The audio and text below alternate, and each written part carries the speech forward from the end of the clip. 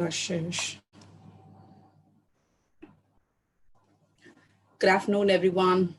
I welcome you all to today's session. In today's session, I have a surprise. Obviously, last time when I actually mentioned surprise, it came in the form of a test. So this time, the only difference is going to be test 2. Okay, it's important to test ourselves once we learn something to know where exactly we all do stand. That's what actually helps us to keep working on ourselves, and it will help us to actually improve ourselves. So we will take up a test today.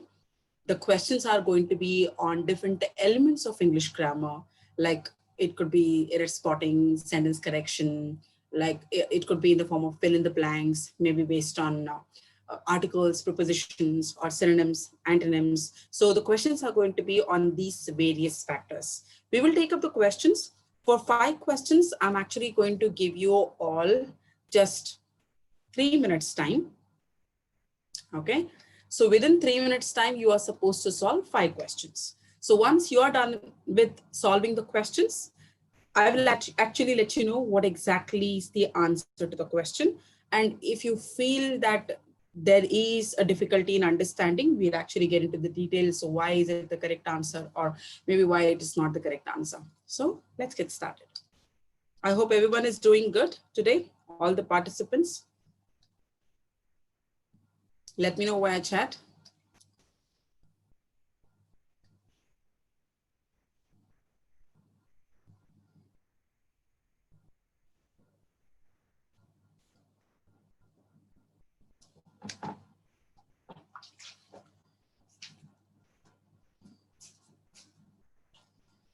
Okay, that's really nice to know, Saad and Neeraj. I hope you did practice a listening activity as well as, reading at least a story. Did you all practice that? How about the rest of the participants? Okay, there are only 2 so far. I think people are yet to join. Saad and Neeraj, did you both practice the listening activity, what we had discussed in the previous session? Plus, we even discussed to read something, right? Did you practice that? Did you get an opportunity to read a story or so? Anything as such?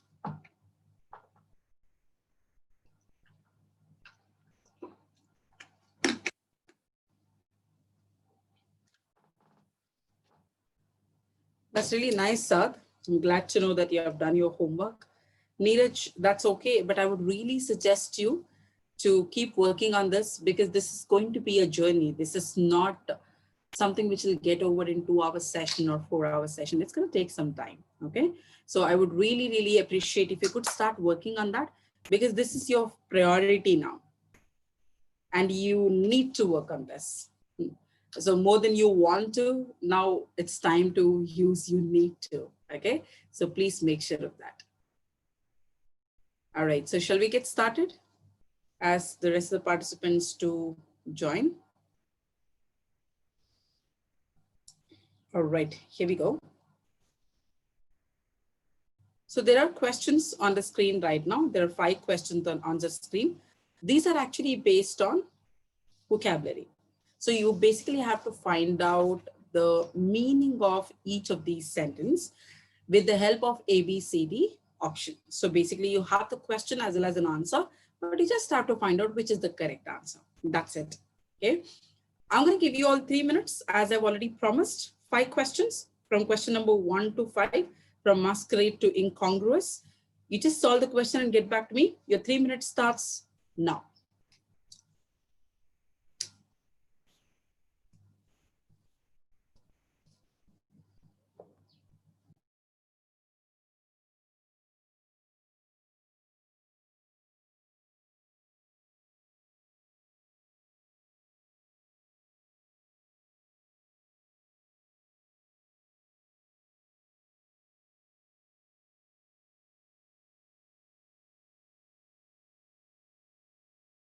If you have found out an answer to a question, you can start sending that to me, clicking on all panelists. Do not click on all panelists and attendees, just click on panelists so that your answer comes to me privately. Okay. When it reaches me privately, it will be easy for the rest of the participants also to keep working on that particular question. All right? Okay, get going. Time is already on.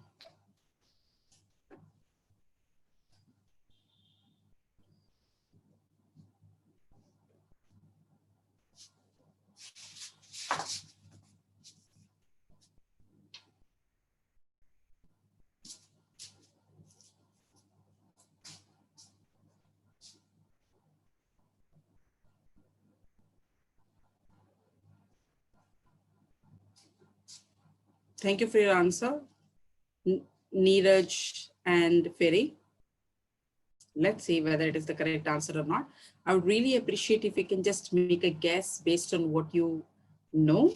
Please do not take the help of any dictionary or get into Google and find out the answer. That won't help us to learn.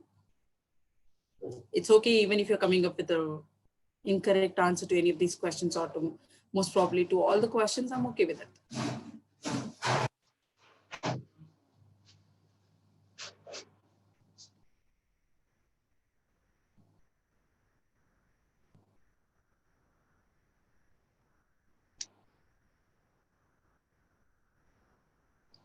You all have 1 more minute to go.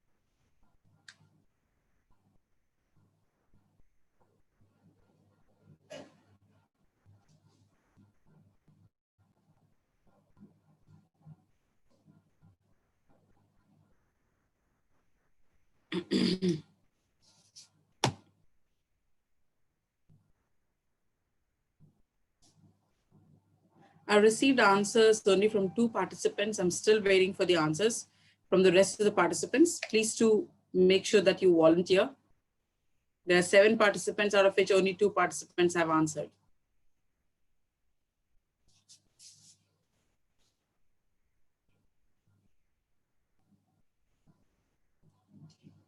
Okay, folks, your time's up. It's time for us to discuss whether our answers are correct, incorrect. If it's correct, why it's correct. Let's discuss that. Okay. All right, here we go. People have sent the answer to question number 1. Whoever have sent answer to question number 1, that is option B, to go in disguise, you're absolutely right. In fact, I'll just teach you a very simple way of keeping the meaning of this word in your brains for a longer duration. See, it actually says masquerade, right? Masquerade. Now, what you can do is you can keep the first part in mind, mask. If you are a person who always wears a mask and you talk to people, you behave in a certain manner with people, you carry a certain attitude which you want to show off, it means you are a person who's trying to be in disguise all the time. Maybe inside you're a monster, outside you're an angel. Or maybe it is the other way around. Inside you're an angel and outside you're a monster. Inside you're very soft and outside you're very rude. Okay. So when you actually try to go in disguise, you literally change yourself in every sense. That's exactly is the meaning of masquerade, which means to go in disguise. That's the correct answer. What's your answer to question number 2? Ramadan, thank you so much for your answer to question number 3. We will discuss that. Question number 2, what's your answer?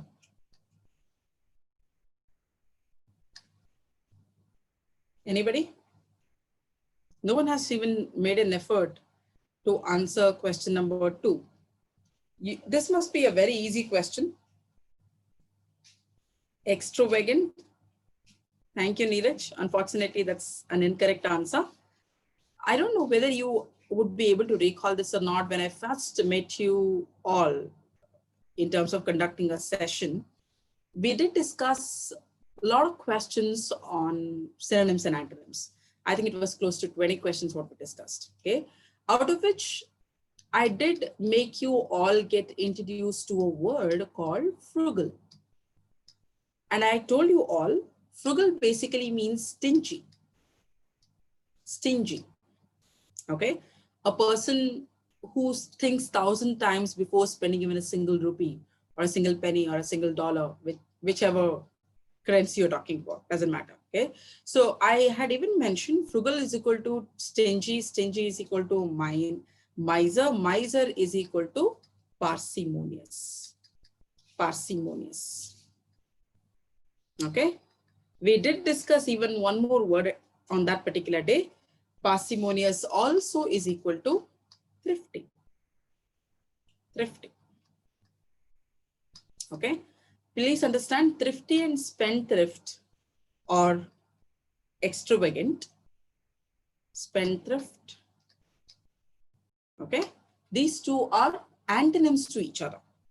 Thrifty means a person who doesn't want to spend money, who's frugal, who's stingy, who's a miser, who's parsimonious. But spendthrifty basically is a person who spends money like water. Maybe you're the one who never earned the money, because unless you know the hard work, the effort, the blood and the sweat, what you're shedding behind earning money, you wouldn't think of actually think before spending any amount of money for that matter, right? So thrifty and spendthrifty are basically antonyms, okay? So another synonym of spendthrift is actually extravagant, which you can see in option B. That's why that's the incorrect answer. If we're not looking for antonyms, we're looking for synonyms. Okay, let's go to question number 3. One person has already given me the answer. Question number 3. What's your answer to question number 3? If you think you do not need any explanation, maybe there is a word which is very easy, then we can skip that, no problem. We can skip that particular question. Question number 3. I'm sure we discussed this word. I'm 1000% sure. Yes. Neeraj, you're absolutely right. Even Ramadan gave the answer. He was the first person to send the answer to me. Knave. Knave actually is a word which we discussed it too, okay, which means scoundrel. Scoundrel. We had almost similar options under the question for the same word. Okay, so question number 3, answer is option A, scoundrel. Scoundrel. Let's go to question number 4, rectitude. Rectitude. May I ask, what about the rest of the participants who are listening, who are actually kind of like, attending the session?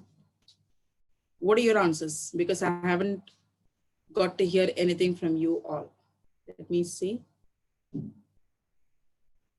I'll let you know, Neeraj. Thank you for your answer. Integrity. Okay, I'm allowing you all to talk.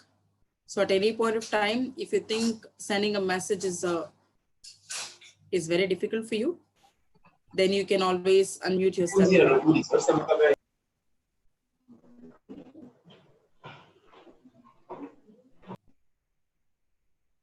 Moses, Manisha, Moses Almet, Mayat, I'm expecting answers from you too.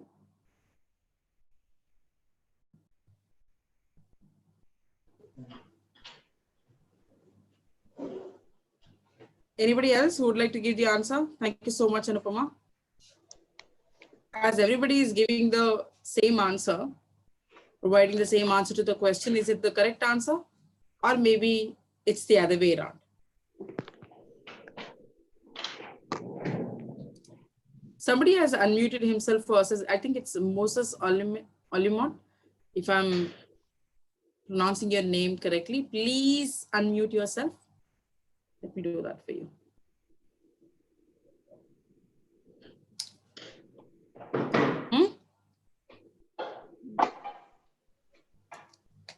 Moses Alimat, if you're listening to me, 1 second, I think let me do that. Maybe he's not. Okay, I muted you. So thank you.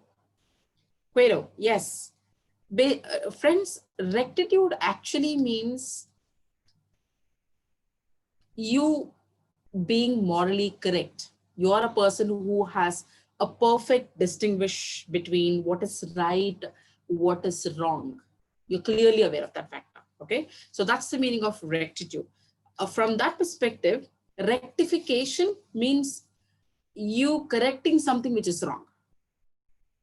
You have to understand, if you're rectifying something, it means you're correcting something which is wrong. But rectitude and rectification are slightly different than each other.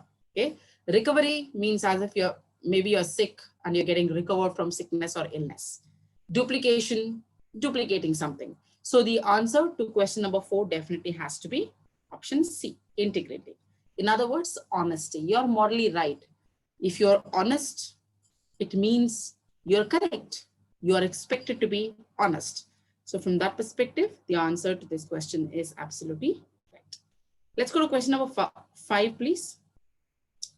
Let's go to question number 5. What's your answer? Incongruous. Incongruous.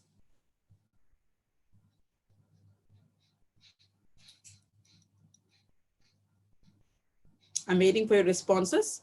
Folks, please do respond. Incongruous. Inconsistent. Thank you. Definitely it cannot be inevitable.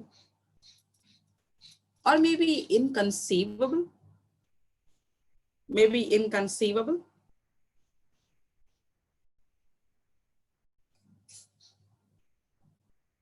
A, inconsistent. Ramadan also says inconsistent. Neeraj also says inconsistent. Anybody else? What about Anupama, Saad? What about Moses? There are 2 Moses. What about you guys?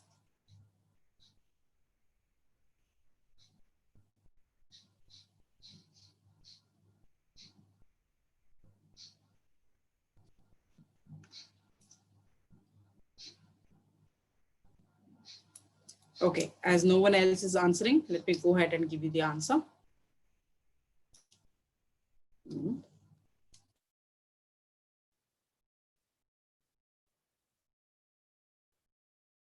Okay, incongruous. Basically, incongruous actually means something which is very weird, strange. In fact, I can even call it as out of place, which is basically not accepted by people. Okay. Now, if you behave like an insane, a maniac, definitely that is not acceptable. That's so weird. That's so strange. People do not want you to behave like a weirdo, right? Which is socially not acceptable from that perspective. So the answer to this question, obviously, inevitable cannot be the correct answer. What is the meaning of inevitable, by the way? Something what you desperately need. Inevitable. Morale is inevitable nowadays. Honesty is inevitable. Truthfulness is inevitable. Okay. So inevitable means something what you needed, something what you are desperately in need of. Desperately in need of. I hope everyone is taking down notes and you are all ears. Okay, that's the meaning of inevitable. Inconceivable, something which cannot be conceived. Okay. Incontrovertible, everyone knows controversy, right? Something where there cannot be any controversy, that's actually, it's called incontrovertible. Okay. So from that perspective, the answer to question number 5 is definitely option A. Question number 5, option A, inconsistent. Usually people who are very strange are usually very inconsistent. You cannot expect the same thing, the same kind of behavior from them. That's why the answer to question number 5 has to be option A. Okay. Before you could move on your own, hold on. We'll move to the next section before we could go to antonyms. Kindly hold on. And I would really appreciate if you could not take the help of any dictionary or Google, that won't help us in any ways. I want to remind you all again on that. As we have taken up 5 questions on synonyms, we'll go to something else.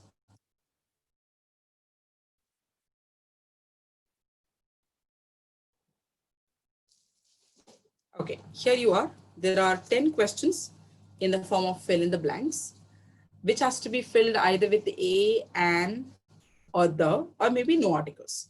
So there are 10 questions. So I'm going to just give you 4 minutes time because these are all very easy questions. You should be able to answer at this particular stage of communication skills sessions. So your time is on. 4 minutes. Quickly, 4 minutes.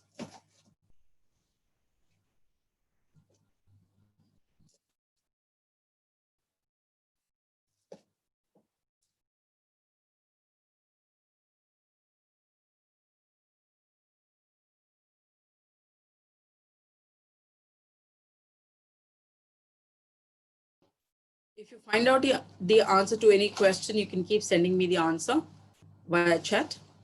I'll have a look at that.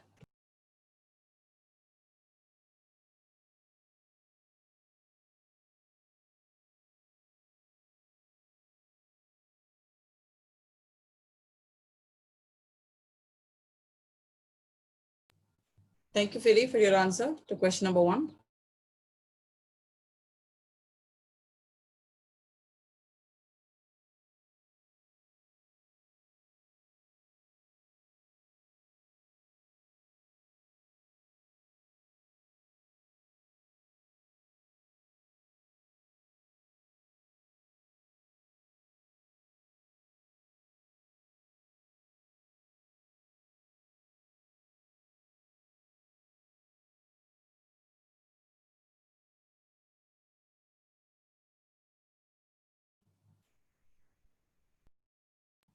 Great job, Philly. Thank you, Moses. That's really nice. 3 answers you have given to 3 questions. You have 2 minutes, 30 seconds more. I'm counting.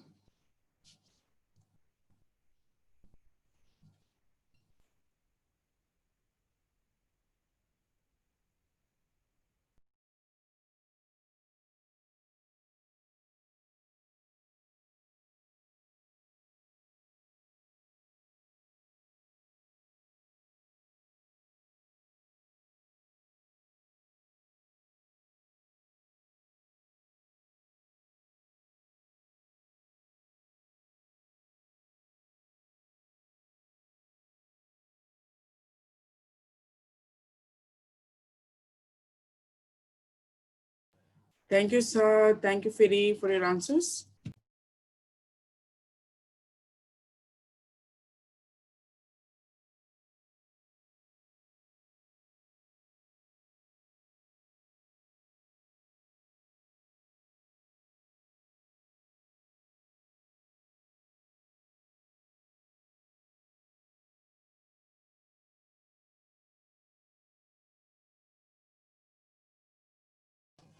Last minute.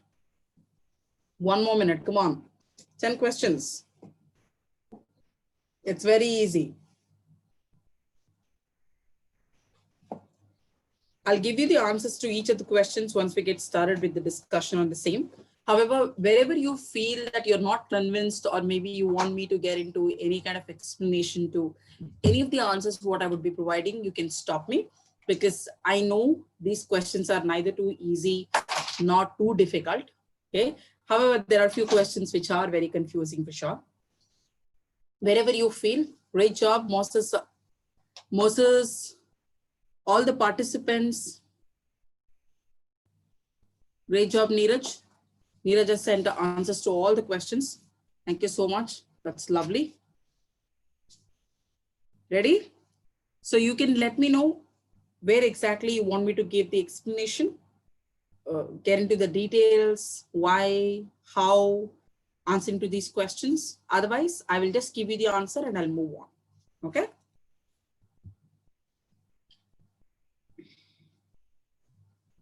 All right, your time's up. Folks, let's get started.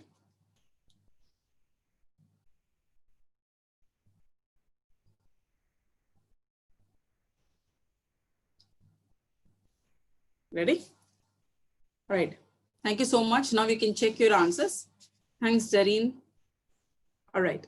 Ready? Question number 1. The answer definitely has to be the to both the blanks, because you're talking about a specific blue shirt, t-shirt, as well as a specific red one. Okay. Both the blue t-shirt as well as the red t-shirt are right in front of you. So you are specifically talking about it. So you will say, hey, I like the blue one over there better than the red one. So you have both the options right in front of you. You're not talking about any Tom, Dick, and Harry blue t-shirt or any haphazard red one. You're talking about a specific blue t-shirt as well as a specific red t-shirt. That's why the answer to question number 1 has to be the to both the blanks. Let's go to question number 2. Question number 2. Their car does 150 miles. Definitely the answer is an hour. Okay. When you pronounce this, this is how we pronounce hour. It is not hour, it is hour. Okay. Last time in one of the sessions, when I was actually I think talking about something very important connected to communication skills, I was giving this example. It's not the vowels, it's actually the vowel sounds, which will help you to decide whether you have to use an or a. Okay. Hour. Okay. Umbrella. All these start from the same sound. So definitely it has to be an hour. An hour means 1 hour. Question number 2, answer an. Question number 3, where is blank USB drive I lent you last week? Look at that. It means there are two people who are having a conversation with each other, and person A is actually telling person B, he's actually asking a question to person B about a specific USB drive which A lent to B. When? Last week. So you're not talking about anything not specific or indefinite. You're talking about something very specific, definite. So it has to be, where's the USB drive I lent you last week? Where is the USB drive? I'm not talking about your USB drive or my neighbor's USB drive. I'm talking about the USB drive which I lent you last week. So the answer to question number 3 has to be the.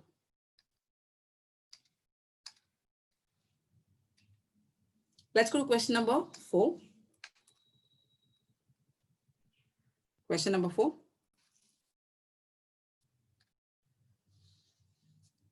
Do you still live in Bristol?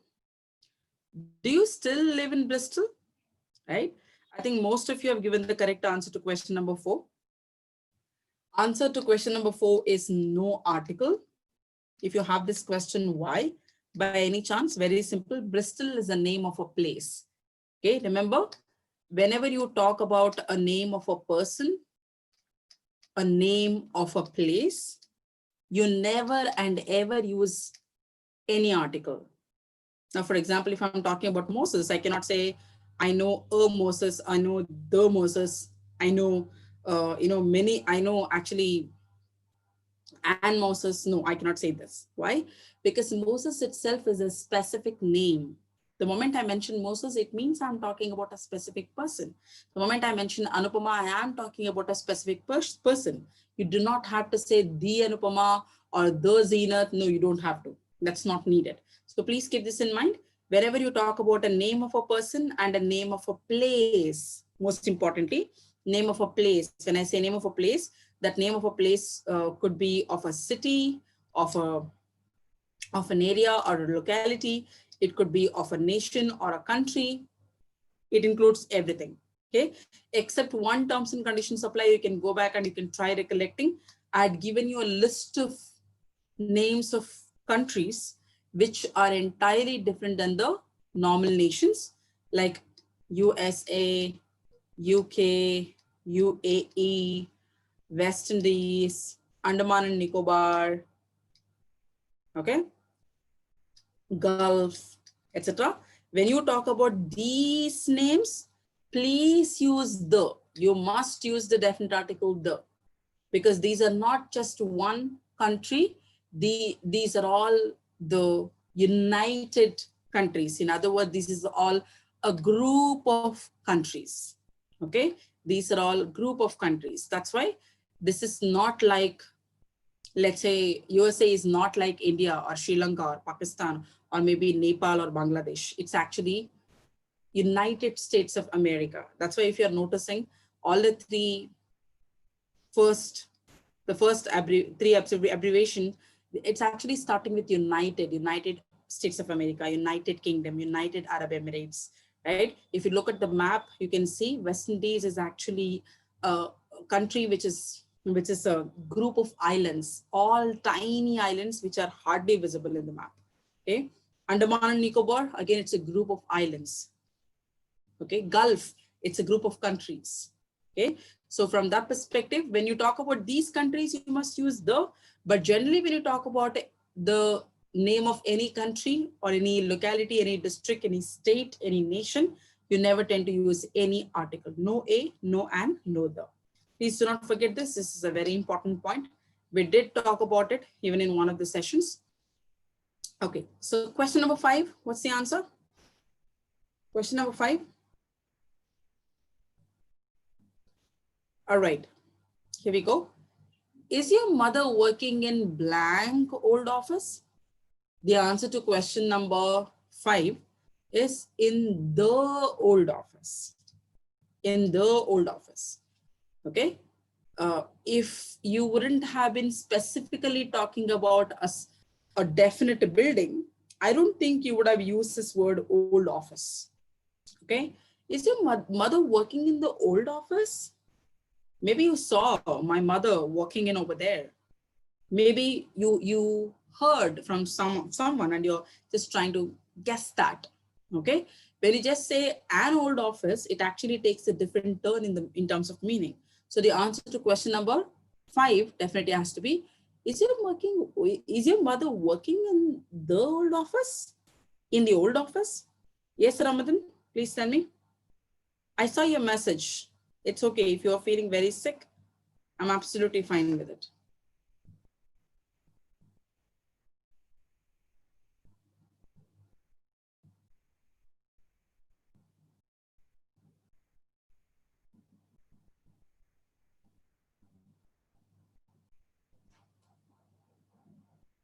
Okay.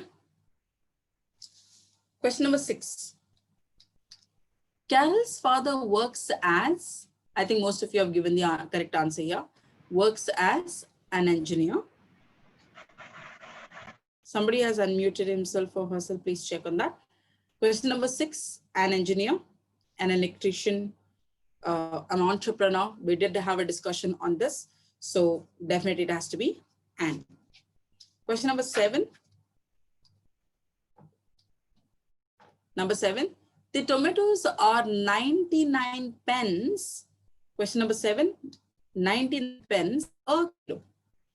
So basically the price for a kilo means for 1 kilo, right? So from that perspective, it has to be a kilo. A kilo is the correct answer. Question number 8, what do you usually have for blank breakfast? What do you usually have for blank breakfast? The answer to question number 8 is no article. I did tell you all while I was actually correcting you, when I'd given you a speaking activity, I was telling this. A lot of people commit the same mistake over and over again. When you talk about meals of the day, whether you're talking about breakfast, brunch, lunch, dinner, supper, doesn't matter. You never use any articles, except one terms and conditions apply, where you're specifically talking about any special breakfast, any special lunch, or anything memorable, unforgettable, then you can say the breakfast. The breakfast was actually awesome. Okay. So from that perspective, it's correct. Yes. All right.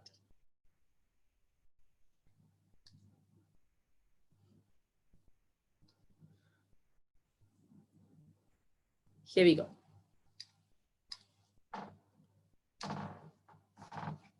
Okay. So the answer to question number 8, no articles. Question number 9, Ben has blank headache. Let me see what all people have. What's your answer to question number 9? If I request all of you to send the answer once again quickly, please. Just to question number 9, what's your answer? Ben has blank headache. Very good.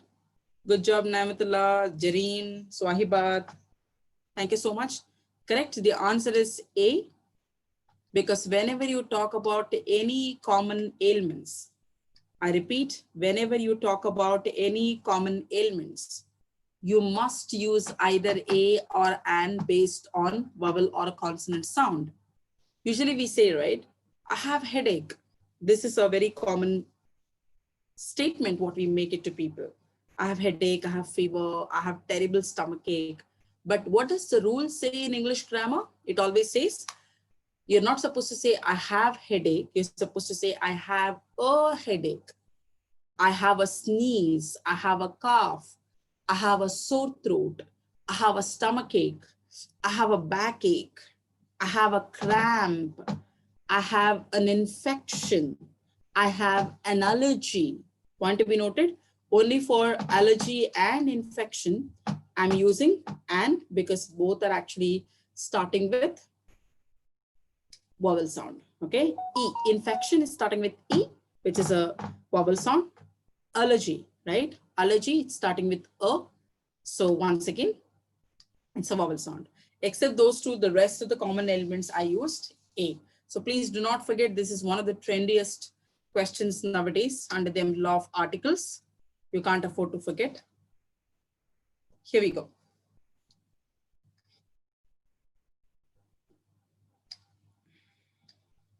Question number 10. Question number 10. After this tour, you have blank whole afternoon. You have blank whole afternoon free to explore the city. I'm sure everybody must have sent the correct answer to this question. Just check your answers as I'm actually discussing the answer to each of the questions. The answer to question number 10 is definitely the. I had mentioned this very clearly. Please remember, whenever you talk about whole or entire, you always use the definite article the. The whole class mocked me. The entire community was against our wedding. The whole family couldn't believe what Perry did. Okay, you understand my point? So whenever you use whole and entire, using the definite article the becomes compulsory. You cannot miss this out at all. Okay? Just 10% terms and conditions apply in every rule what we discussed. Do not forget that. English grammar is all of 90%. Every time we break the rule in a specific situation. Okay? Great job. Most of you have sent me the correct answer. A big thumbs up to all of you. Bravo. It's time for you to get into another 10 questions quickly on prepositions. On prepositions. Another 4 minutes.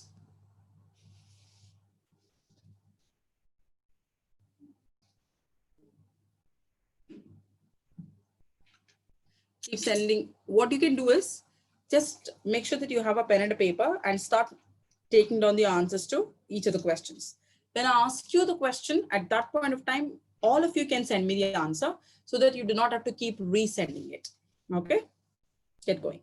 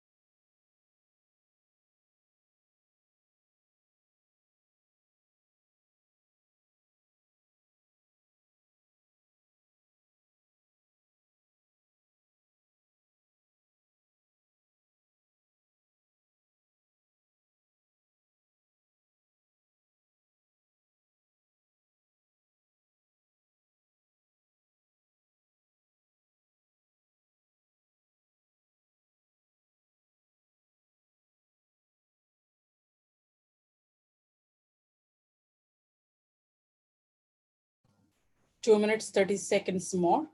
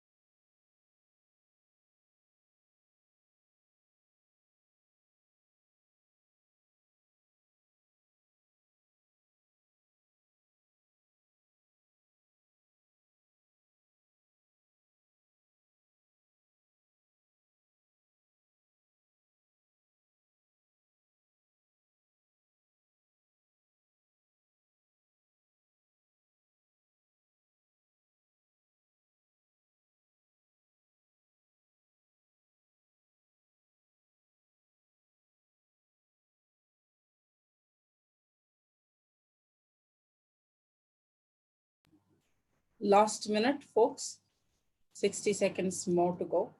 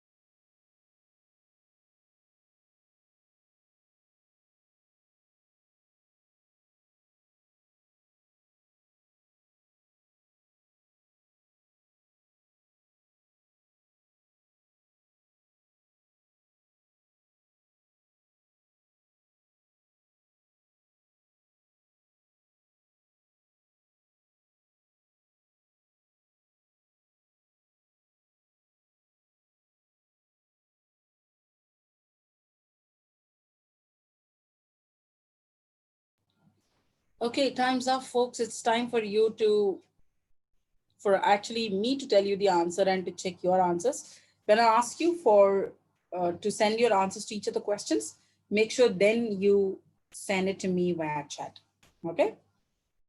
If you're trying the questions along with me, I'm okay with that too. Question number 11. He has been absent. Definitely the answer is since Monday.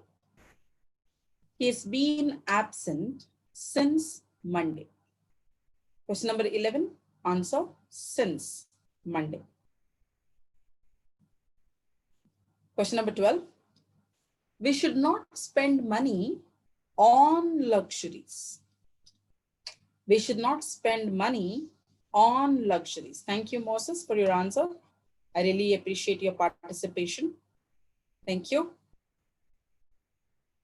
We should not spend money on luxuries. Question number 13. I gave him a chair. I gave him a chair to sit. I gave him a chair to sit. The answer? What's your answer? I'm just a little curious to know your answers. I gave him a chair to sit on, or no prepositions at all?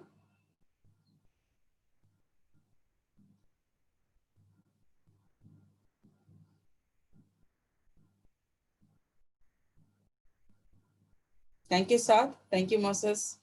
Thank you, Jareen. Thanks a lot. Okay, so the answer to this question is, I gave him a chair to sit on. Sit on. Usually what happens in a day-to-day conversation is we kind of miss out a lot of prepositions and articles because it's understood while having a conversation, okay? Even if you just say, I just offered him a chair to sit, that is also grammatically correct, okay? From the perspective of solving this question, The answer to this question is question number, the answer to question number 13 is on. 14, he poured the tea, 14, he poured the tea blank the mug. In the mug, on the mug, into the mug, no preposition.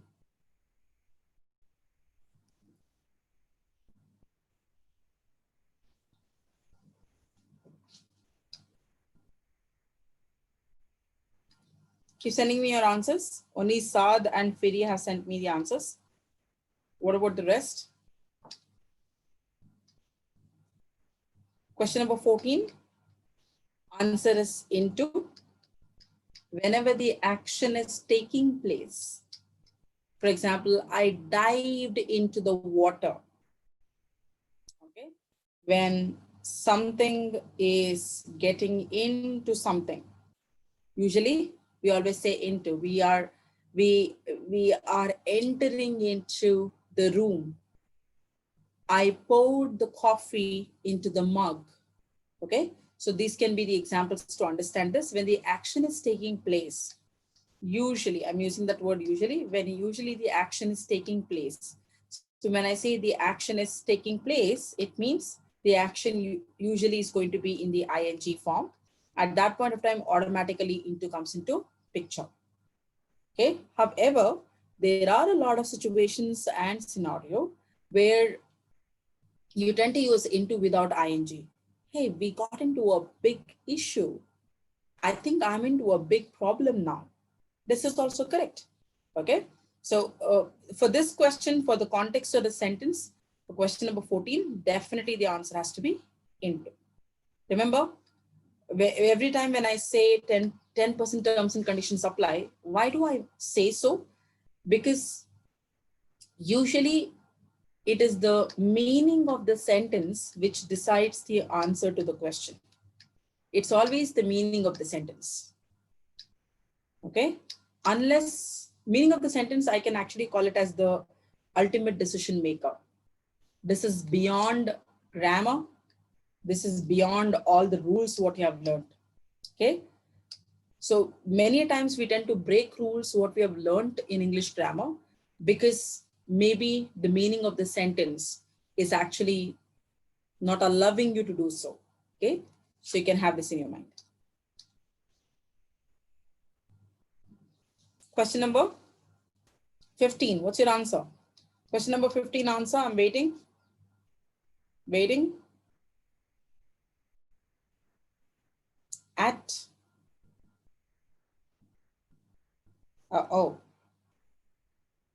In. Swahibat, Naimatullah, and Neeraj. All the three say have given me different answers. Let me see if anybody else has any other different answer by any chance, apart from this.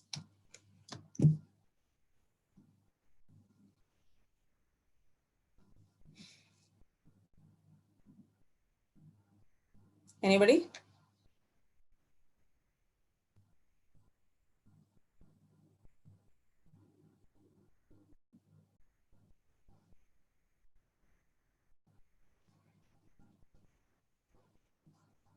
No? Okay. Thank you so much for your answers. The answer is definitely not at. I think we're all forgetting the basics of preposition. Please remember, whenever you talk about streets, roads, highways, okay? Or when you talk about floors, ground floor, first floor, second floor, third floor, okay? Floors. When you talk about stage, the only preposition what you can use is on. We are on XYZ street. Where are you? I'm on MG Road. What about Moses? Moses, I think he's on stage. Okay.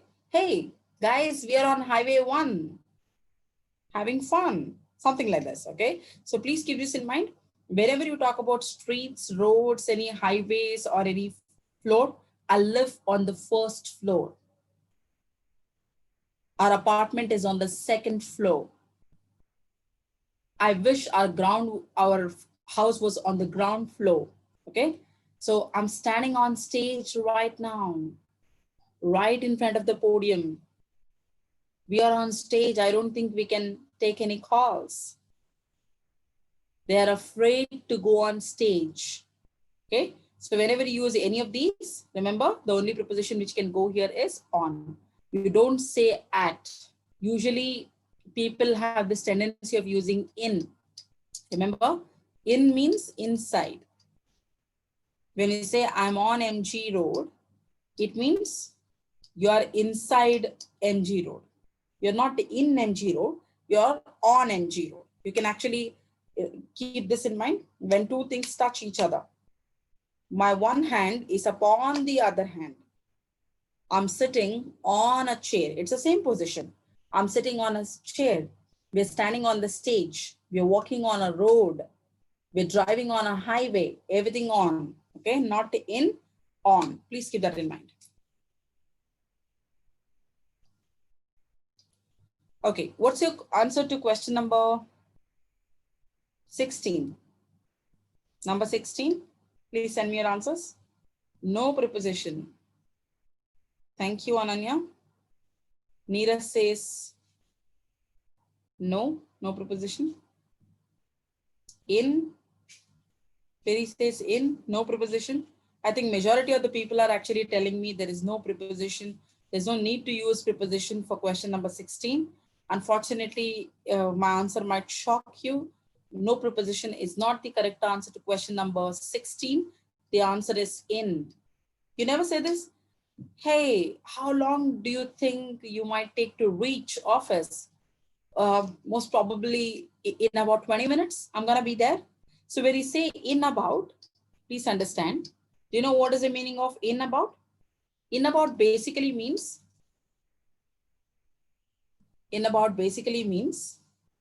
approximately. Approximately. We use this word, right? Approximately. So when you're not sure, we always say approximately within 20 minutes, I think I might reach office. Approximately in an hour's time, I'm gonna be there at your place, okay? This is what we say. So if you do not want to use this word approximately, you can directly say in about. In about an hour's time, I think in about 10 minutes. How long do you think to have food? Do you need to have food? I say in about 20 minutes, I'm gonna finish it. Please wait for me, yeah? That's the answer. In about, please keep that. That's actually pretty much used in a day-to-day conversation. Question number 17, what's your answer? 17, what's your answer?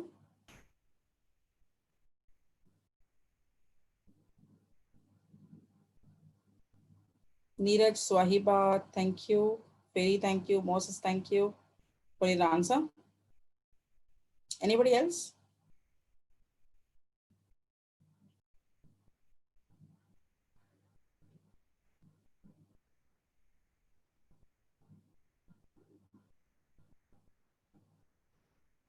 What about the rest of the participants?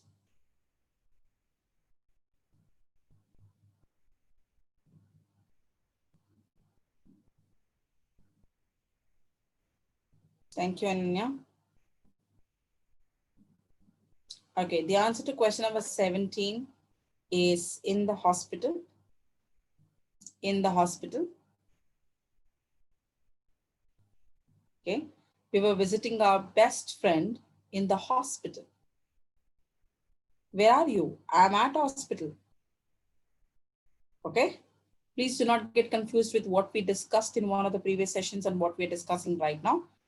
Two different contexts altogether. Obviously, when you're visiting someone, you must be in the place to visiting someone, right? If you have to see me, you have to come to my place. You're in my place, talking to me, maybe playing with me, spending time with me. You're in my place. You're not just at my place, you're in my place. Okay? Question number 18, what's your answer? Question number 18, what's your answer?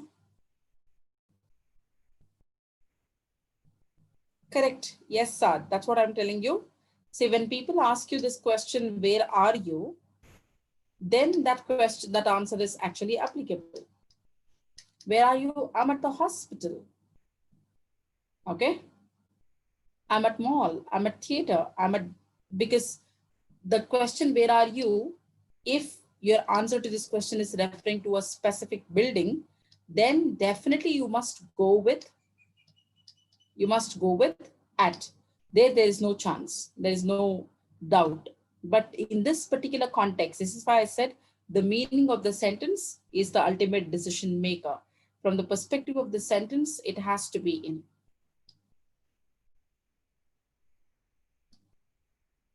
Okay, some people have sent on, some people have sent in to question number 18. Let's see what's the correct answer.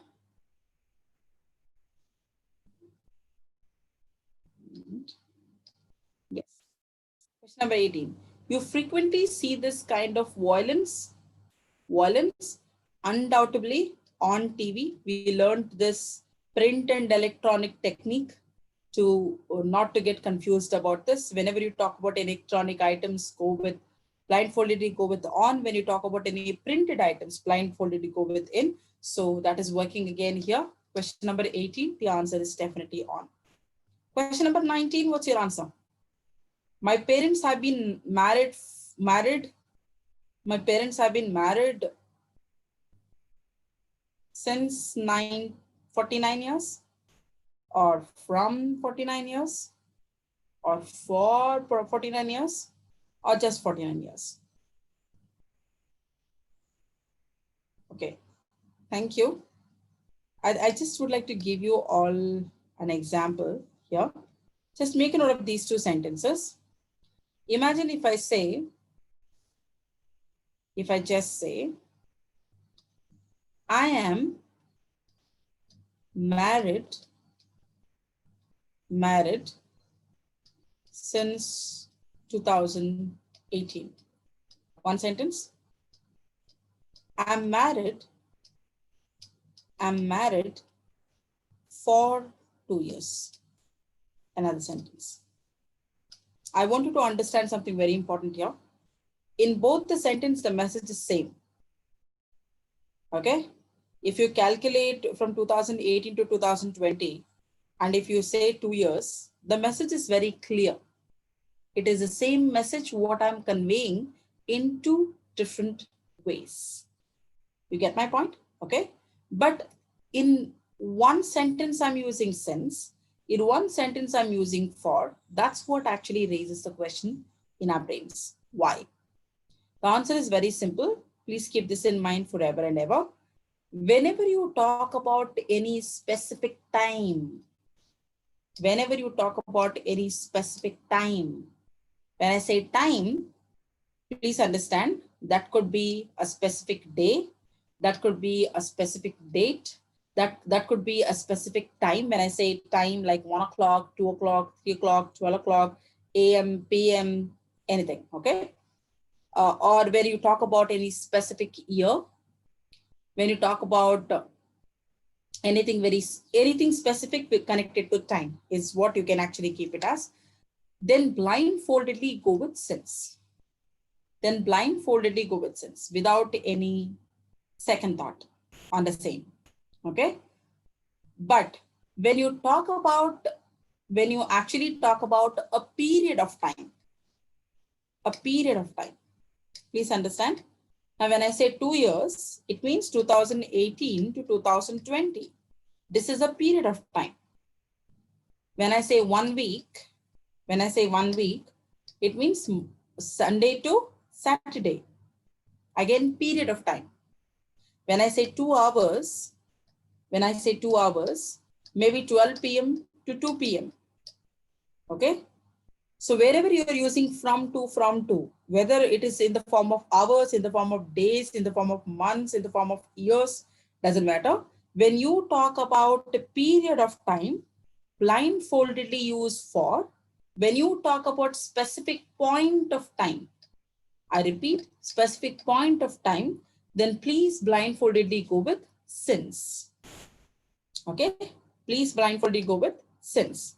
Now, for example, just to give you an example, imagine now I'm talking about Friday.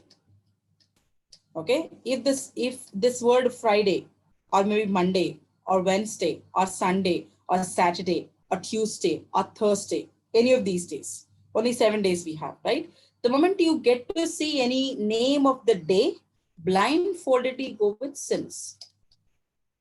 I have been waiting to receive your money since Monday. We have been talking about you since Friday. I have been missing you since Saturday. You get my point? So any specific day. Likewise, imagine let's say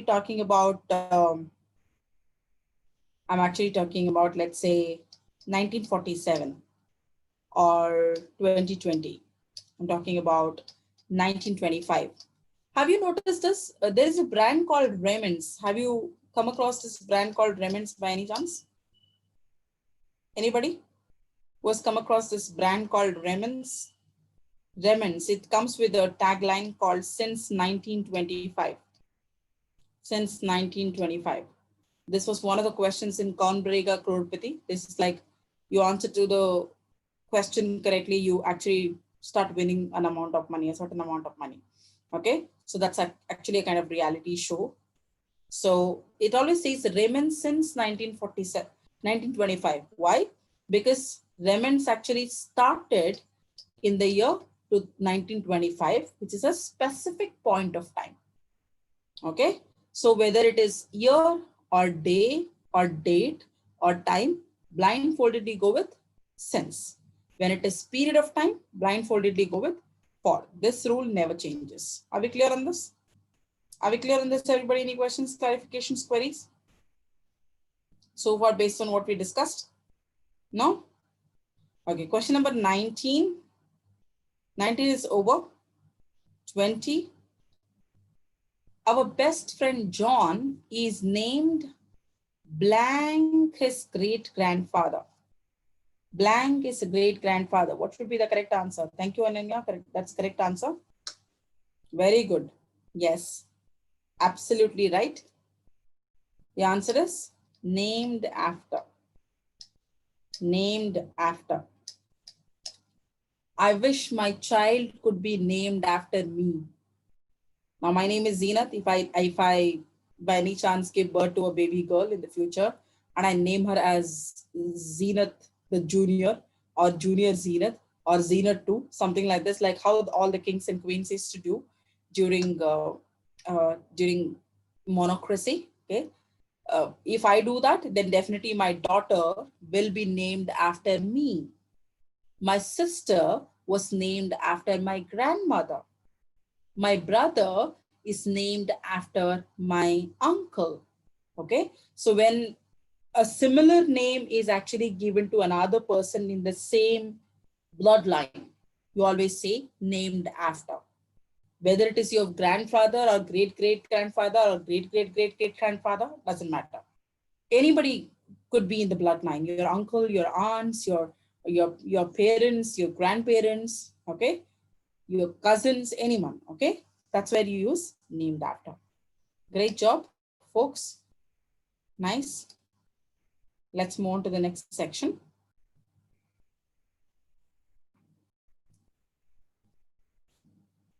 Okay, here we go. Rewrite the following sentences with the correction. There is a mistake in each of these sentences. You have to find out what exactly is the mistake. Just identify the mistake and rewrite the sentence with the correction. So there is no hint in the sentence. You need to be extremely thorough, English grammar to handle any of these questions. Otherwise, it's not easy.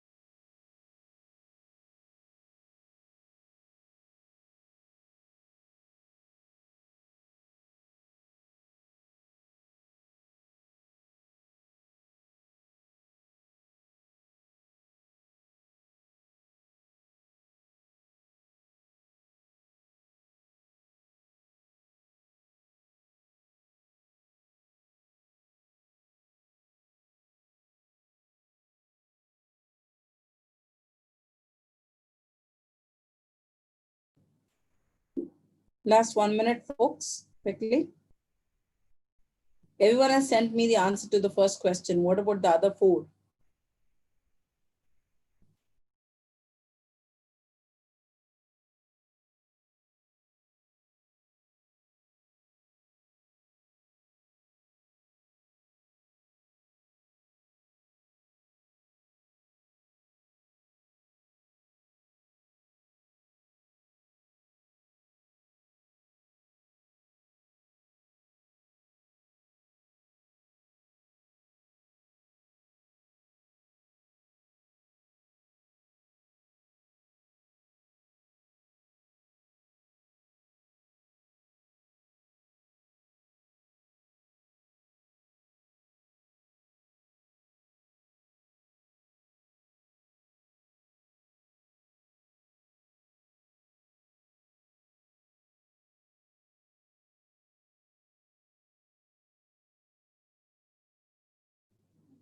Okay, let's discuss the answer to the question. Thank you for all the answers, people who have sent the answer. Thank you so much. Great job. Okay, question number 1. Lamb's Tale are an interesting book. Okay, most of you have sent the correct answer. Lamb's Tale is an interesting book because Lamb's Tale is a title of the book. Please understand, Lamb's Tale is a title of the book.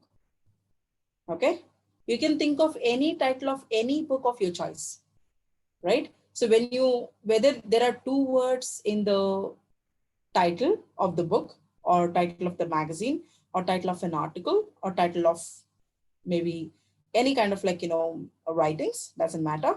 Then how many titles are we talking about? It's just one title.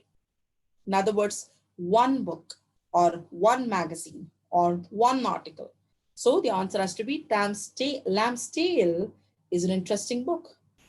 The Alchemist is an amazing book. Okay, so any book, by mistake, if you have thought of reading a book and you did read a book, then this will be applicable. And I should tell you, this is one hint to all of you, all the 5 questions, what you can see right now on the screen are based on one concept, that is subject-verb agreement. Because we tend to commit a lot of mistakes when it comes to subject-verb agreement, both in our day-to-day conversation as well as in the written English too. So we need this very badly. Question number 1. Answer is, the word are has to be replaced with is.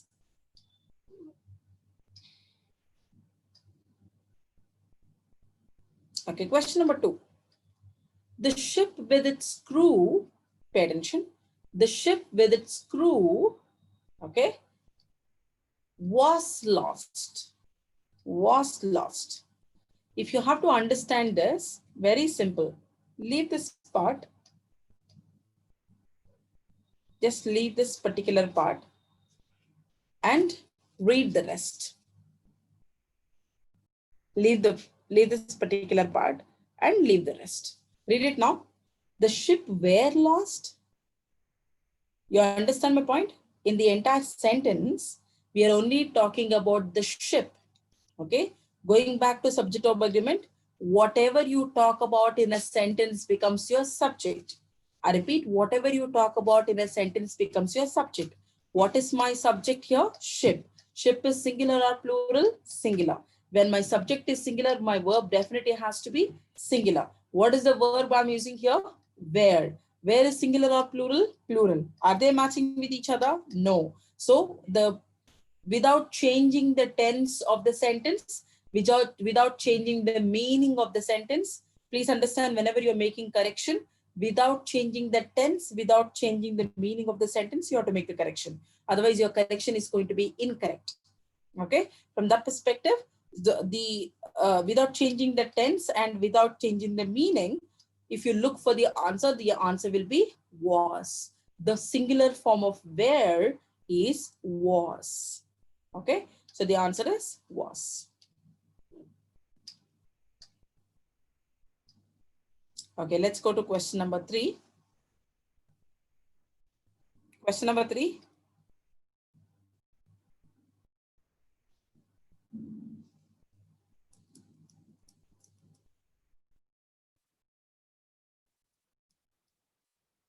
Okay, here we come. Neither praise nor blame seem to affect him. I repeat, neither praise nor blame seem to affect him. Very good. Very correct answer. Absolutely right. Neither fame nor blame seems to affect him. Seems to affect him. We did discuss this under the umbrella of subject to agreement. I told you all very clearly, whenever the sentence starts with either or, neither nor, right? For all the participants, there are a lot of new participants today whom I haven't seen in the past 2-3 weeks of time. Either or, neither nor, whether or, okay? Not only, but also, not only, but also, right? No sooner than later, no sooner than later. Please understand, these are all correlative conjunctions. Like this, there are plenty of correlative conjunctions in English. What happens when you use correlative conjunctions in English, especially in a sentence? Automatically, you will come across two subjects followed by one verb. I went into a lot of details here in this particular section in one of the sessions when we especially met each other for the first time, if I'm not wrong. Then I was actually mentioning it to you all. When you come across two subjects followed by one verb, that's what is happening in the sentence. See here, neither praise nor blame. Please understand, neither praise nor blame. So how do our, what's happening in the sentence here? I'm not only talking about praise, I'm also talking about blame. Point to be noted. I'm not talking about praise and blame. Understand that. I'm not talking about praise and blame. I'm talking about praise nor blame, or praise or blame. You understand my point? Okay. So I'm not using and here. If you would use and, 90% of time your answer will be definitely plural. But I'm not using and, I'm using or maybe nor.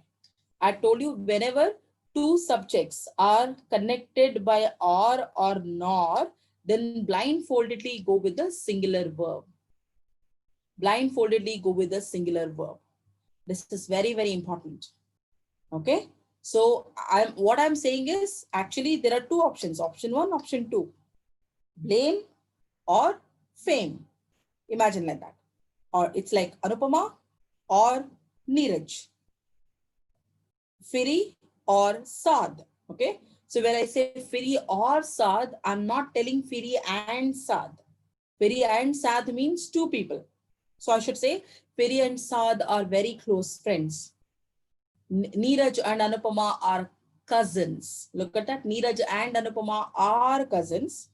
Firi and Saad are friends. You get my point? Okay. Why I'm using the word and, but right now in the sentence, I'm not using and, I'm actually using or not. So in that case, blindfoldedly go with singular verb. Very singular verb. We did discuss S theory, etc., etc. By any chance, any of you have missed any of these classes, I request you to go back and watch all those videos on YouTube, which are available. Please make sure, because these are all very important. Okay. So the answer to this question, that's question number 3, definitely has to be neither praise nor blame seems to affect him. The word seem has to be replaced with seems. Seems to affect him. Either Saad or Anupama, attends the class. Attends the class. What am I saying? Attends the class. I cannot say attend the class. There are two sentences here. Either I can say Saad and Anupama attend the class. Point to be noted. Saad and Anupama attend the class. Another sentence, Saad or Anupama attends the class. I repeat, attends the class. Okay, this is the difference. And is different, or and nor are different. Let's go to question number 4.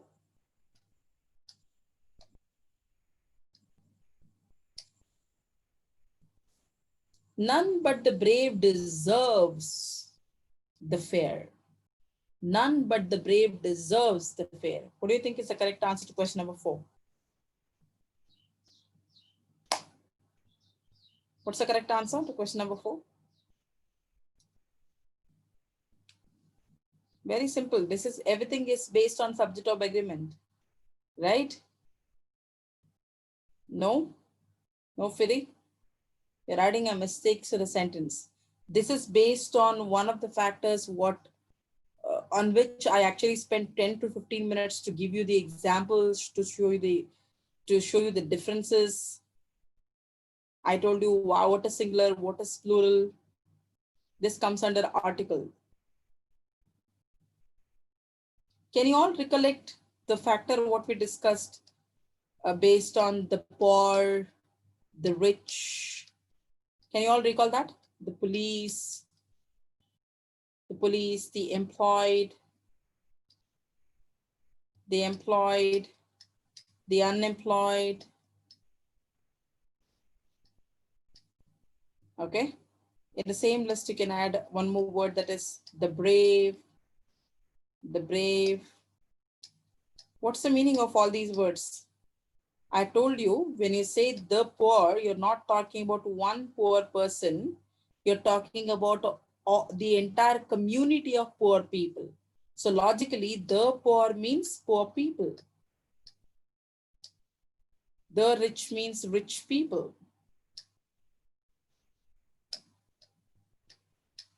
The police means police officers or police constables. Okay. The employed means employed people. The unemployed means unemployed people. The brave means brave people. So basically all these words followed by the definite article the is considered plural. Please understand, it is considered plural. Okay. Now come back to the question. What does it say? None but the brave. The brave. What am I talking about? I'm talking about the brave. So as I'm talking about the brave becomes my subject. The brave is singular or plural? Definitely it is plural. When my subject is plural, my verb automatically becomes plural. My verb automatically becomes plural. Am I correct? Yes. So please make sure, as your verb is plural, your subject is plural, your verb also has to be plural. From that perspective, the word deserves, attends, comes, goes, does, hangs out. Okay, these are all singular verbs. The moment you add letter yes to any action word, it becomes singular. When you keep an action word as it is, it becomes plural. Come, plural. Comes, singular. Go, plural.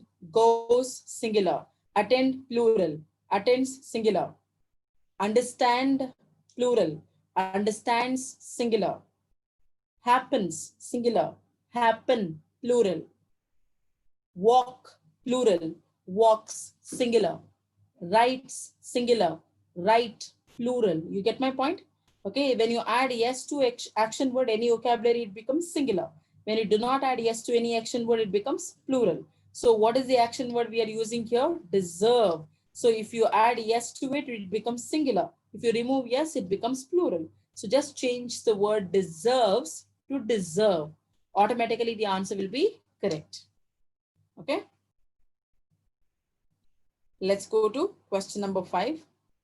Great job to all the people who understood and who at the end gave me the answer. Question number 5.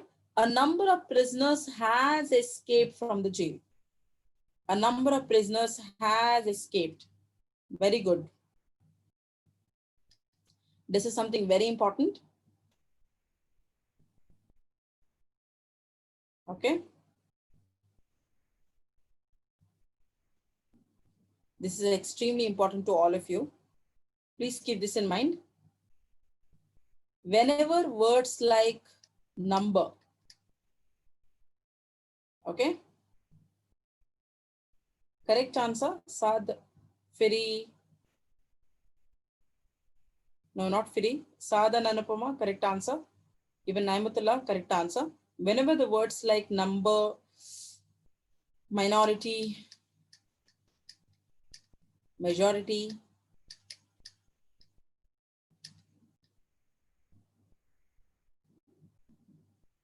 okay, etc. words are followed by the.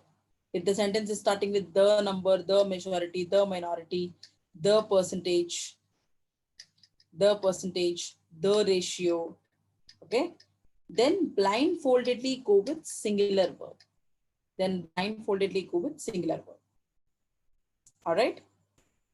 By any chance, if any of these words are followed by a, let's say the sentence is starting with a number, a majority, a minority, a percentage, a ratio, then the only thing what you have to do is look at the next word.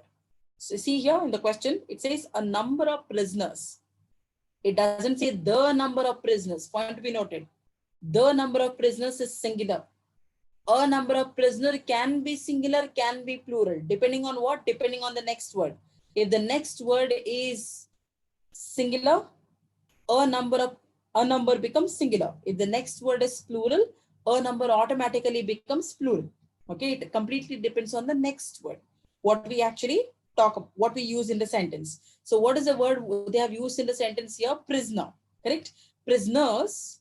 What is the word they're using? Prisoners. Right? Prisoners is actually a plural word. I repeat, prisoners is actually a plural word. Right? So as prisoners is plural word and the sentence is starting with a number, not the number, a number, then definitely I have to take this as plural subject. I have to take this as plural subject. From that perspective, a number of prisoners have escaped from the jail. A number of prisoners have escaped from the jail. That has to be the correct answer. Have. Has is singular, have is plural. Do is plural, does is singular. Okay, please keep this in mind. Do not forget this. Okay, great job to all the people who answered to the question. All right, here we go. The next section.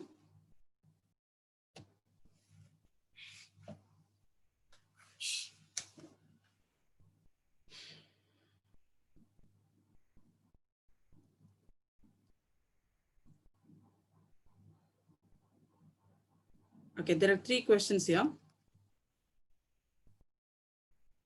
So what happens in this section? You have to read the question. There is one section of the question which is underlined.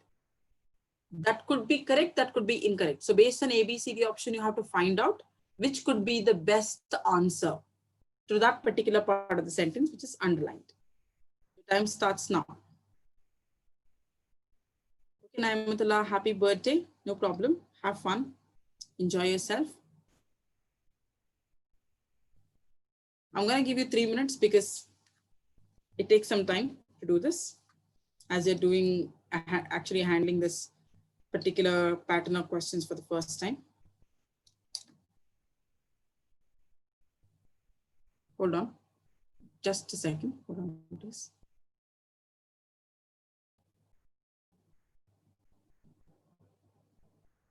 Yeah.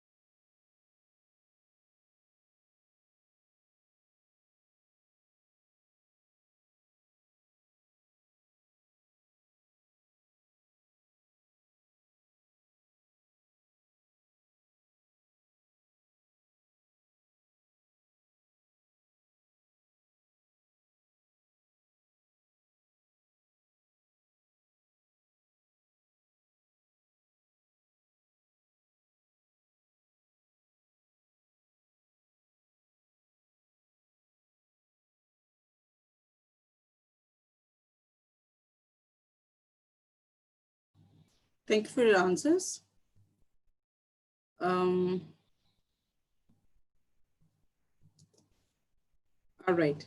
I'll just talk to you about the links, what I've shared in a couple of minutes. Make sure that you copy these links and you have it with you.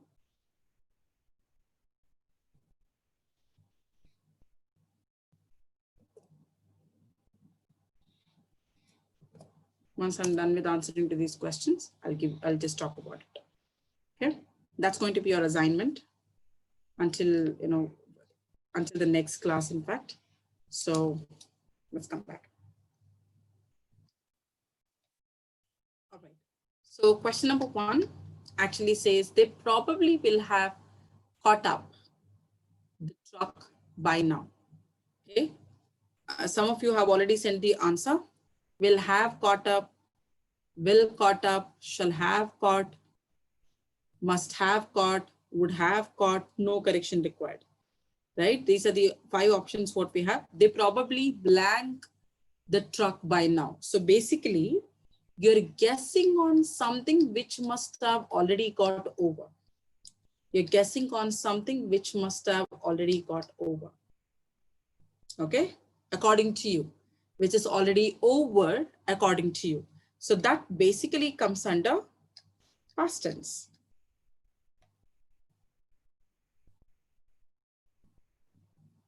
Okay? Past tense. So from that perspective, the answer to this question has to be option D. Okay? Option D. They probably would have caught up the truck by now. They probably would have caught up the truck by now. That's the correct answer. Question number 2. Question number 2. According to me, Daffodils is one of the best poem written by William Wordsworth. Okay. So we did discuss this also. See, there are plenty of questions which do come under the umbrella of subject-verb agreement. If you are thorough in subject-verb agreement, you can actually handle as many questions as possible. It can help you to crack different competitive exams. It can help you to speak better in English. This is the foundation of English grammar. So please do not forget. The answer to question number 2 is option, one of the best poems. One of the best poems, that is option B. Option B. I told you whenever the sentence starts with one of, okay, one of, I told you very clearly, it's like one of my friends, one of our cousins, one of our classmates, one of our engineers, one of our players. Okay. So whatever you use after this, it has to be in the plural form. That is one rule. But in terms of verb, that has to be singular. One of my friends is intelligent. One of our cousins has got married. One of our classmates is very crazy. One of our players was injured. Look at that. The words what I'm using, especially the verbs, the helping verbs, either I'm using is, was in present past, or I'm using has, had in present past, or most probably I might even end up using does and did in present past. Okay. Apart from these 6 helping verbs, you cannot use any other words when the sentence starts with one of. Okay. We did discuss a lot of questions based on this. So, all right, here we go. Question number 3. This question number 2 is also based on the same, what I was actually talking about just now. Question number 3. He called the police station when he has seen the thief run. When he has seen the thief run.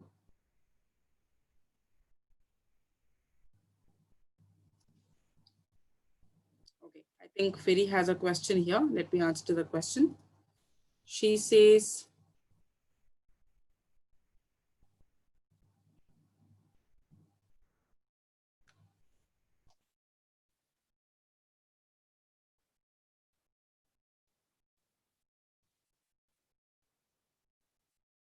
okay, Firi, the question what you have asked is question number 2, why option A cannot be the correct answer.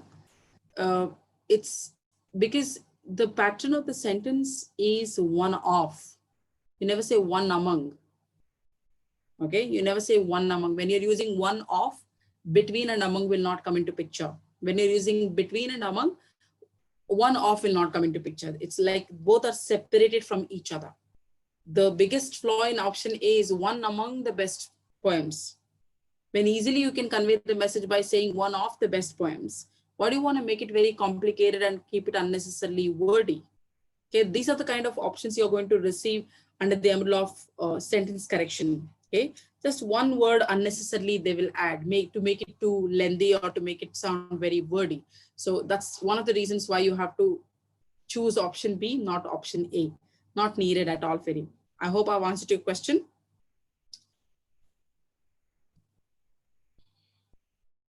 Okay, so question number 3, answer. He called the police station when he has seen the thief run. He called the police station when he has seen the thief run. So definitely he called the police station after he must have seen the thief, right? So something again, which is going in the past. He will see the thief, no. The thief has been seen, no. He saw the thief, yes. The thief is seen. Okay. So the answer has to be option C. Question number 3, option C. Option C. He called the police station when he saw the thief. Or one more way, after seeing the thief, he called the police station. Either you can say he called the police station when he saw the thief, or you can say after seeing the thief, he called the police station. Okay. So the answer to question number 3 is has to be, should be C. Okay. All right. We'll get into last 5 questions. Ready? Okay, here we go.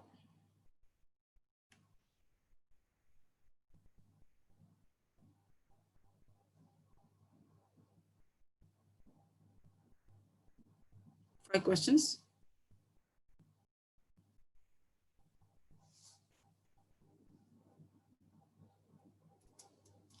In each of the sentences, there is one particular section, there is a mistake. You just have to tick that section where you identify the mistake. That's why it's called spotting the error. You don't have to correct the sentence, correct the mistake here. You just have to spot the error, where is exactly the mistake. If you can even, find out what could be the correction to the mistakes you have identified, then that's going to be great. Okay.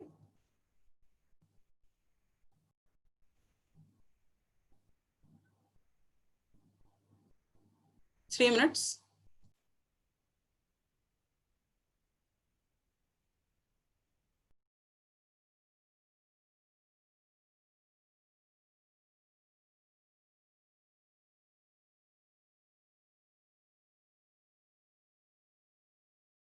As you're taking time to handle these questions, I've shared the links of videos in which exclusively you'll get an opportunity to learn SVA, subject verb agreement, in detail.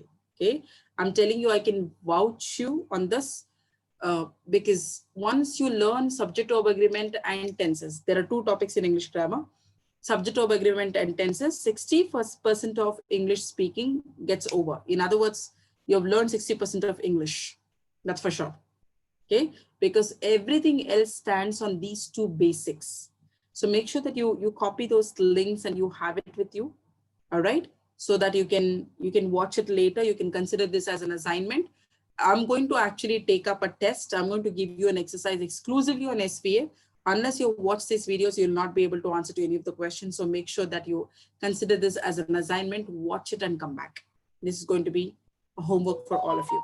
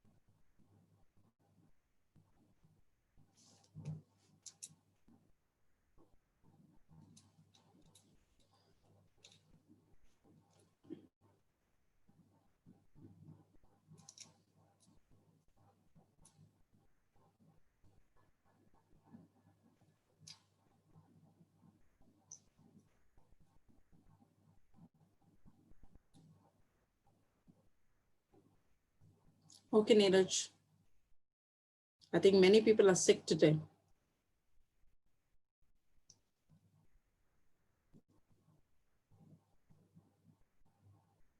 Please do not forget to get your assignment done so that at least you can be prepared for the next class.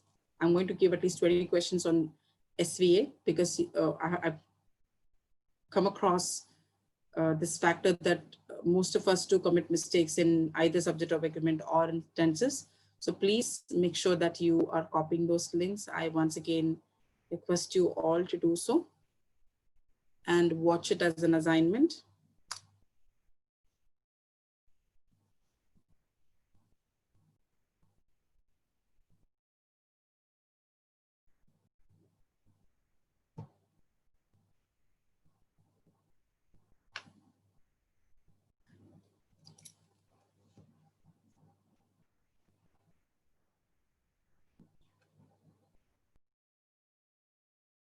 Let me know once you're done.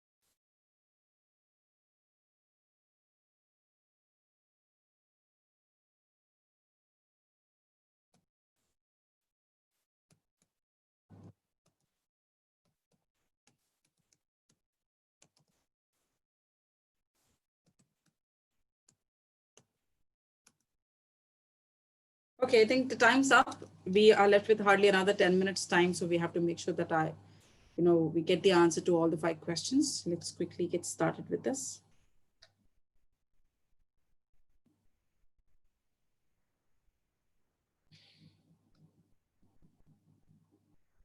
Ready? So the first question is actually on SVA. This is something what must be literally, I don't know whether to say surprising or to shock or maybe shocking, because most of the questions, more than 60 to 70% of the question, you will actually come across based on SVA and tenses. So if these two are very, very strong in terms of the knowledge, what you possess, trust me, it's going to help you to a great extent. I can guarantee you on that. Okay, let me give you the answer to all the questions quickly. Question number 1, the Malgudi Days has lot of interesting materials for young readers to read. Just now, a few minutes ago, we were discussing the reader slam, something like that. If I'm not wrong, that was the title of the book. The Malgudi Days is also a title of book. Title of how many books? 1 book. So it means your subject is singular. It means your verb has to be singular. Very simple. So the Malgudi Days, which is my subject, which is singular, I cannot say have a lot of interesting materials. I should say Malgudi Days has a lot of interesting materials, because how many books am I talking about? Only 1. So it cannot be have, it has to be has. Question number 2, this must be very difficult, must have been very difficult to most of you, because it's not easy, but it is definitely based on what we discussed. You know what is the answer to question number 2? Option A. You know what is the correction? You know what's the correction? Very good. Yes, Saad, you are absolutely right. The answer is not rich. It has to be The rich can get away with power and influence, but the poor have neither. Please pay attention here. This section itself is giving you the correct answer. Can you see this? In the second part of the sentence, it says, the poor have neither. The poor have neither. This is a common sense when we actually compare something with something else. Remember, when you are comparing, this is a general comparison, right? This is a general comparison. So what are you trying to do? You're actually comparing rich people with poor people. Point to be noted. You're comparing rich people with poor people, right? So when in general, you are comparing all the rich people with all the poor people, and you're saying rich people always get away with power and influence, but poor people neither have power nor they have influence, it makes sense. So either you can say rich people get away with power and influence, but poor people have neither. Or you can say, there is one more way of saying the same. The rich can get away with power and influence, but the poor have neither. Because the rich is equal to rich people and the poor is equal to poor people. You get my point? So the answer has to be option A.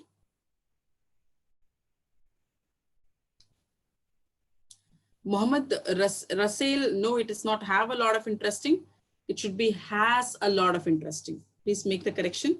Question number 1, has a lot of interesting materials. Question number 3. I wonder what she has done with the book I lent her. I wonder what she has done with the book I lent her. It's a very silly mistake. I don't know whether you have been able to identify the mistake or not. See this. What are you talking about? Where, no. Okay, Saad, are you saying no error? No error to question number 3? If your answer is no error, I'm so sorry to say that's not the correct answer.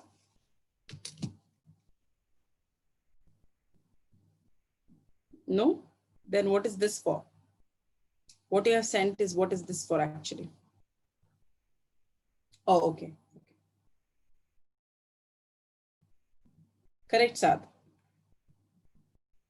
Yes. What are you talking about? You're talking about a specific book, that is the book, which you have already given it to someone. Please understand. You're talking about a specific book which you have already given it to someone. You get my point? It means the action is already over. The action is over. But look at the word what they're using. They are using lend her. Lend will only come only in present tense, right? It will only come in present tense. I like to lend you my book. Or maybe in the future, I will lend you my book. You get my point? Either you can say, I would like to lend you my book, or you can say, I will lend you my book, which is future. But as you're talking about something which is already over, you can't say lend. What is the past tense of lend? What's the past tense of lend? It is lend. So it has to be, I wonder what she has done with the book I lent her.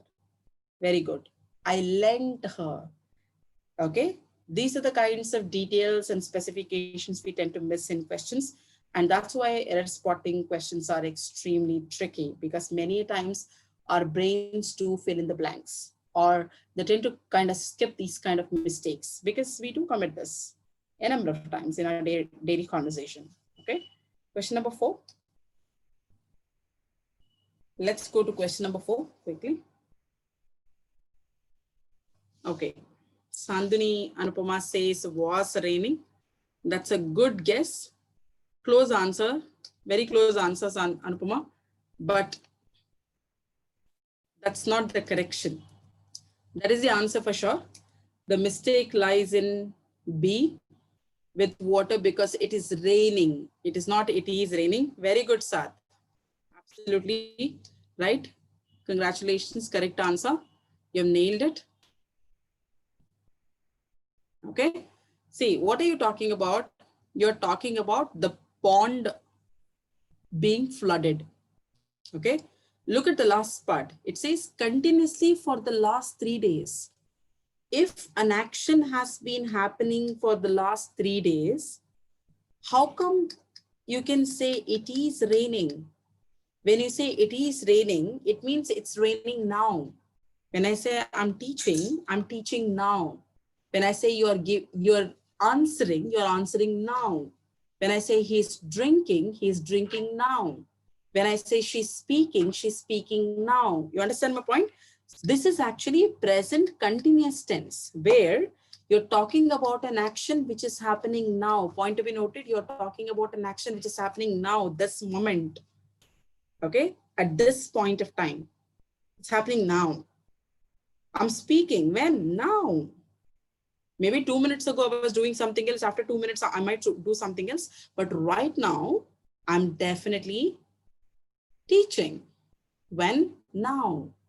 Okay, point to be noted. This is one thing what you all have to understand. When you talk about something which started in the past, when you talk about something which started in the past, okay, but although it is present, even although it is present, if the same thing is continuing, that's when you use present perfect continuous tense. Okay, that's when you use either has been or have been. Let me give you an example. Okay, let me give you an example. See, my friend started constructing the house in the year 2018.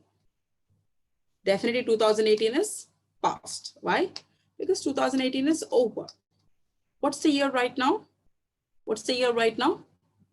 2020, which becomes present. Which becomes present. Am I correct? Okay. He started constructing the house in the year 2018. Although it is 2020, he has been constructing the house.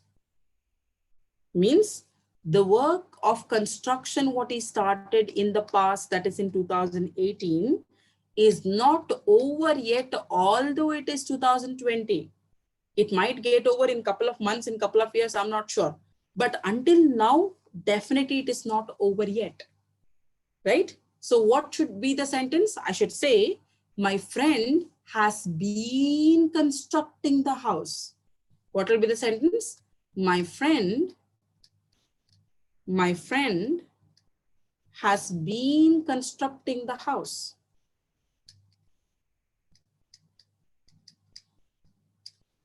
My friend has been constructing the house.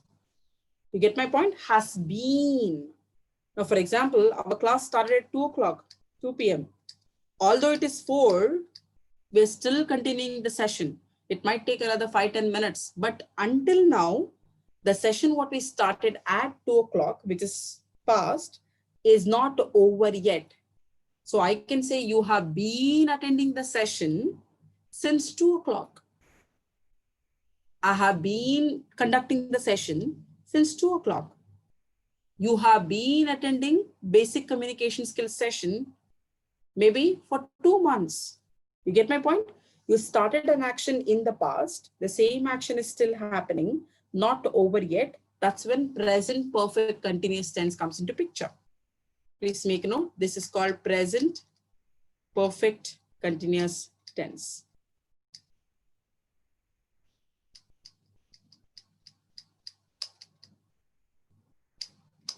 This is called present perfect continuous tense. You get my point? Okay. So in the sentence, no, Russell, that's the incorrect answer. In the sentence, it says 3 days. It means now today is Friday. Have a pictorial in front of you. Today is Friday. 3 days ago means it should be Thursday, Wednesday, Tuesday, correct? Let's say, let's keep it Tuesday, right? Tuesday. It started raining on Tuesday. Although it is Friday, it is still raining. The action called raining is not over yet. So what will I say in this situation? I will not say it is raining. I'll say it has been raining for 3 days. It has been raining cats and dogs for the past 1 week. I have been studying for 1 year. You get my point? You're talking about an action which started in the past, which is not over yet, although it is present now. Okay. So the answer to this question has to be this pond is flooded with water because it has been raining continuously for the last 3 days. It has been raining for the last 3 days. Okay. Right. Last question, but definitely not the least. Man is the only creature which has developed the power of speech. What is the correction? Question number 5. What's the correction? Very good. Yes, Saad and Ananya, both of you are absolutely right. What are we talking about in the sentence? Man. Man is living or non-living? Living or non-living? Definitely living. So when you talk about anything living, you don't use which is actually used either on non-living stuffs, or you can use it on birds and animals. I have a pet which is very, very cute. Correct. Correct. Tiger. There is a tiger in the jungle. There's a tiger in the forest, which is very ferocious. Correct. Why? Because I'm talking about an animal. Then, which is correct. But I'm talking about man, who is a living being, who can speak, who can think, who has reasoning ability, right? So I cannot say which has developed. I have to say who has developed. Okay. I have a friend named Rishi, who is extremely smart. My cousin is in the USA, who is working as a software engineer. My teacher is very sweet, who explains all the questions. You get my point? Teacher, cousin, friend, whoever we are talking about here, these are all living beings. That's why the answer has to be who, the word which has to be replaced with who. Okay. So friends, we'll stop at this point quickly. We have taken up a lot of questions, but this is pretty much needed. In the next session, we will actually take up an exercise, exclusive exercise on subject-verb agreement. I'm going to share these links via mail also to each one of you. Please make sure you finish your assignments and come, otherwise you cannot take up the exercise. Because the exercise, what I would be giving it to you all will be of a standard level question. I can call it as very complex to answer. So for that, you need to finish this assignment. And second, make sure that you think of any of your dreams, which is very important, where I want each one of you to speak about your dream, something what you want to do in the future. Okay. Your dream could be personal dream, professional dream, something what you have taken it seriously or superficially, doesn't matter. But you have to speak about a dream, what you want to achieve in your life. So there are 2 assignments. Okay, 1 hour, it'll at least take for to make sure that we finish the speaking activity, because I have to allow you to speak. I have to actually correct each one of you. It will take some time. And 1 hour, definitely, we need at least half an hour to 45 minutes. We need to take up the exercise and discuss the questions. So please make sure that you're prepared for all these. Okay. Thank you so much for your time, for your participation. And I would request each one of you to be regular in terms of attending the class. Otherwise, you'll always feel, you'll actually start feeling like an alien, because you miss 2 hour session. It means you miss so much, right? So make sure that you regularly attend the session so that you know what's happening, right? So until I'm going to meet you all on Monday, please take a great care of yourself and have an amazing, fantastic, wonderful weekend. Enjoy your weekend. Take care of yourselves. Bye-bye.